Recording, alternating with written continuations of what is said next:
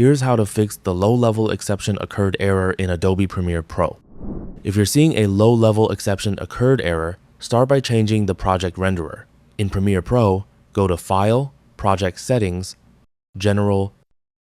Under Video Rendering and Playback, change the renderer to Mercury Playback Engine software only. Then, click OK. Next, clear your media cache. Go to Premiere Pro or Edit, Settings or Preferences. Then, Media Cache. Inside, click Delete. Then remove the cached files and restart Premiere Pro. This can fix issues caused by corrupted cache data.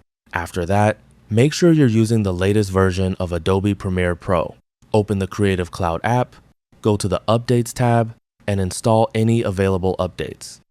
If the error still appears, go to Premiere Pro or Edit, Settings, or Preferences. Then Media and disable Hardware Accelerated Decoding. Click OK and allow Premiere Pro to restart.